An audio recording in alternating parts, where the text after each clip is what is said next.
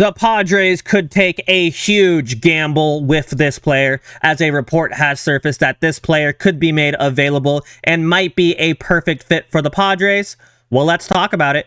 Hi, welcome back to another episode of Padres Digest with your host, Andrew. We're back on the rumor mill, the trade mill, the whatever mill. We're talking about a player that you probably know, but how good is he still?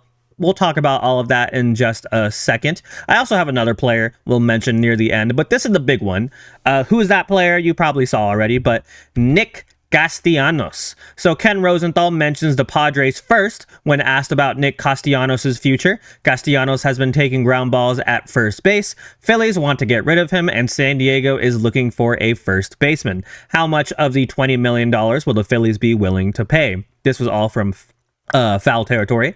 But yeah, Nick Castellanos is a name I feel like a lot of us know, but how good is he? We'll talk about that in just a second. Before anything, here is a quick word from our sponsor. Before we get into all the news today, this video is brought to you by Kalshi. When you download Kalshi using the link in the description and enter code DIGESTMLB, you'll get $20 when you trade your first $100. Kalshi is the largest prediction market in the US. On their platform, you can trade yes or no on real-life events, sports, elections, news, pretty much everything. And whether you're in California, Texas, or anywhere else across the country, Kalshi is live in all 50 states. For sports fans, you can trade on game outcomes, playoff chances, or player performances, all on a regulated market, where you can close positions at any time. I know we mostly focus on baseball around here, but with playoff football in full swing, things are getting intense. For example, looking at this AFC matchup involving my Patriots and the Denver Broncos, gotta do my hat switch real quick, with Drake May leading the way, I actually think these odds are pretty accurate. It's a good example of how you can jump into any market like this and trade based on how you see the game playing out. Not just that, you can also trade on in-game outcomes like how many points get scored or which players find the end zone. It's genuinely a smarter way to use your sports or news knowledge, and you can close positions whenever you want. So, download Kalshi with the link in the description, and don't forget to use code DIGESTMLB to get your $20 bonus. And thank you once again to Kalshi for sponsoring this video. Hi, welcome back. So I have some tweets talking about this, and then of course we'll do our usual stat breakdown and all of that. But let's just say it's not a very positive, what's the word I'm looking for? People aren't that excited about it. Let's put it that way. Ken Rosenthal, I would much rather have Arraez back than that. Well, maybe. We'll see. We'll talk about it.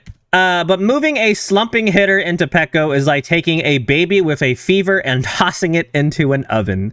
Very, very important baseball analytical deep dive by this person, Aiden. Do we agree? Well, let me show you. So here is Nick Castellanos. This is from his last year's percentile rankings. And as you can see, pretty much below average in literally everything but the sweet spot. Right? I mean, it's cool that he can hit the sweet spot, but he's not hitting it very hard off the sweet spot. So his stats from last year, only 17. Well, I say only 17 home runs. That's still more than like a lot of the players on our team last year. But he had a 250 average, which I would live with if his OBP was above 300, but it was below 300. His slug was just above 400, well, exactly 400 basically, but his OPS was below 700. And it makes sense why the Phillies want to move on, because they're paying him $20 million to be a below 700 OPS hitter, who has, of course, horrible defense in the outfield. At first base, that'd be something different, but it's not like if you're a good fielder, or if you're a bad fielder in the outfield, it doesn't mean you'll be a good fielder at first base. First base is a whole different beast, and Nick Castellanos is getting old. He's kind of slow. So, you know, do we like that? I don't know. But what type of player is he? He's a right-handed, pull-heavy bat, streaky run producer, declining bat speed, and defensive value trending down, and that's why he's a first base experiment. Why he's popping up: Phillies are shopping his contract. He's taking some work at first base. Padres, of course, need a first base, and national reports link San Diego early.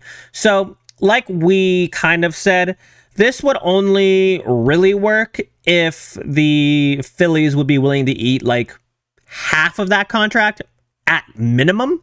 Like $10 million for a guy who is hitting 17 home runs and could probably do better than this might be good, but don't expect his home run count to go up when he hits at Petco Park. That being said, we do have some really good gaps in Petco Park. So as you can see, his doubles are very good. He had 27 doubles in 2025. So if he could hit the ball into gaps, he could be a good hitter for us. But don't expect the home run total to be increasing. Don't expect him to be 2021 or 23 when he had 34 and 29 home runs. That's not going to happen. I think at his best, he'll be a number 4 hitter who can hit players in who are on base, which is what we need. But that's at best. What's realistic is a guy who's probably going to be declining some more. Average could hover still around 250, gets on base every once in a while, strikes out. Not a lot, but he's not going to walk that much. Let's put it that way. So at best, he could be useful, obviously. But at worst, he could be a liability that we're paying $10 million to, hopefully. You know what I mean? So I don't know. I don't love it.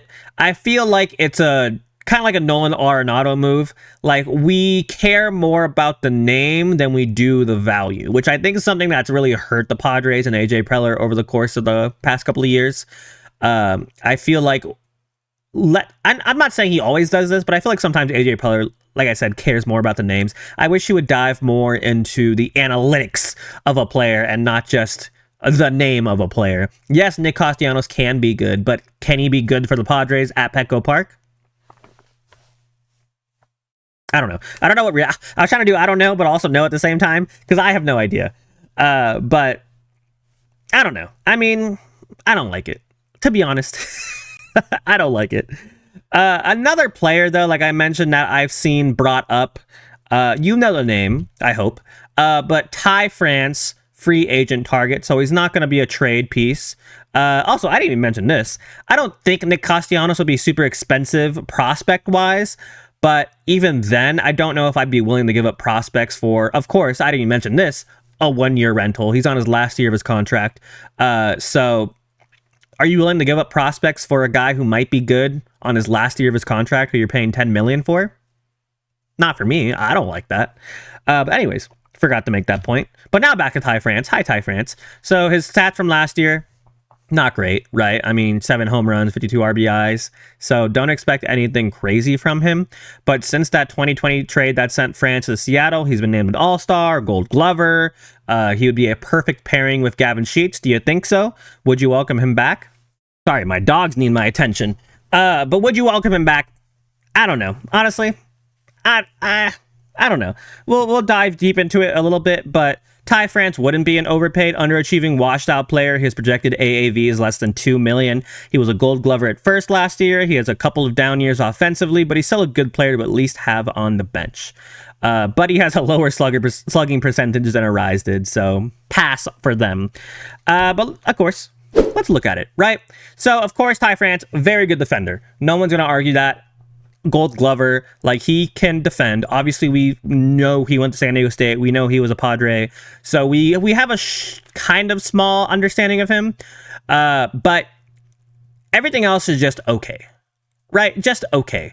I mean, to be honest, might be a little better percentile ranking-wise than Castellanos was. But even then, like, he doesn't really solve any of our problems. Like, his slug was less than Castellano. His OPS was less than Castellano. His on-base percentage was good, better than Castellanos, but OBP is not really our weak point. It's slug, right? But we do need a first baseman, but I don't know if we need a first baseman who doesn't solve any of our slug problems. You know what I mean? Which is why I was super hesitant with wanting to re-sign Arraez, because yes, he can be a good player, but he's not the player that we need for this team. That being said, I still think he's better than Ty France, and I would prefer Arraez over Ty France, but I still think we can do better. Again, the name we keep bringing up is Rhys Hoskins, a player who shouldn't be that expensive and could maybe solve our problems, but again, he's also a risk. So I don't know, right? But everything's around average for him. He doesn't strike out that much, does not walk though. But yeah, it's something impressive, but you know what you're gonna get with Ty France. At the right-handed contact hitter, league average profile, power profile, very strong at first base, limited speed and upside. Of course, a natural first base fit, short-term, lower cost option, platoon fit with Gavin Sheets, and no prospect cost. This one says 7 to 9 million a year. Honestly, I think we can get him for like 3, 4, 5 million. If we pay 8 million for him, I would be pretty upset. I would be pretty upset, right? I mean, his home run production's never been great. He's not going to be the answer to all of our slug problems, but he can be a good defender at first, which is something we didn't have last year with Arraez. I know some of you guys like to think that he was good. He was okay at best, right? But Ty France, you'll be okay at first base, and that means you can put Gavin Sheets at DH. But do you want him playing there every single day? I don't know. Not really, to be honest. I don't mind him as a bench bat, but if I get a bench bat, I think I would want someone more flexible, which is why I like Sung, because he is willing to play anywhere, and I think would be more productive than Ty France would be. Even during his first year, I think he might be more productive than Ty France.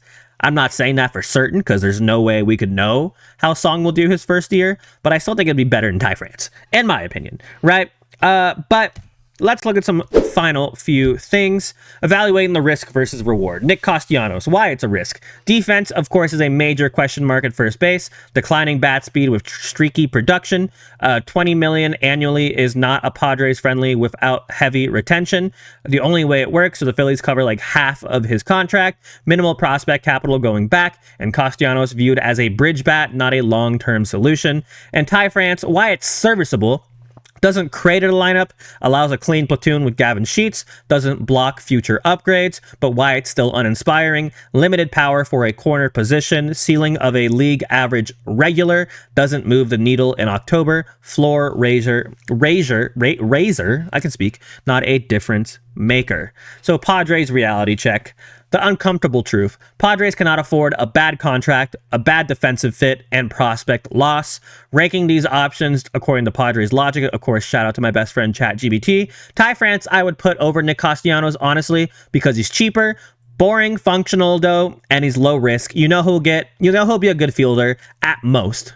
But I still think I'd like him more, mostly because he's cheaper than Nick Castellanos, only if the Phillies eat most of the money. Even then, I don't even know if I'd want him. Neither, of course, very much still on the table. Historical context. Padres have a pattern of filling gaps with past prime veterans. Stopgaps often limit flexibility without raising the ceiling. Roster spots may be better used on younger players with upside, even if unproven. Bottom line, the answer doesn't have to be flashy, but it also doesn't need to be dumpster diving. And that's the big thing I want the Padres to avoid. We do not have to dumpster dive. I would rather give Campusano reps at first base, let him work things out, and he's already paid. He's getting paid less than $1 million. Also, please apply if you would like. I would rather give Tierno or Nelius, sorry if I said his name wrong, more opportunities to become a DH or get reps in the outfield. I know we don't have the greatest AAA system, AAA prospects, but I would rather give them a chance than overpay for some declining veteran, in my opinion. Or find a kind of okay, again, Rhys Hoskins, I keep bringing him up, but a player who has upside, even if it's not all there for him yet. You know what I mean? Someone who maybe had a poor year last year, but he's 27 years old. He has time to figure it out. I would rather risk that than risk it on a 33-year-old, declining, expensive, gonna cost us prospects player, in my opinion. You guys let me know your opinion. Do you like this kind of player? Do you think Nick Castellanos is a name you'd want to acquire? Or do you agree with me? Who do you have on your want list? And do you want us to make a video on it? Ty France? Yes? No? Let me know everything. But yeah, thank you guys so much for watching. Are they the missing piece? Is it World Series or bust? AJ Preller's final dance? Let me know. Thank you for watching. Goodbye. Go Padres. Go Patriots. Woo!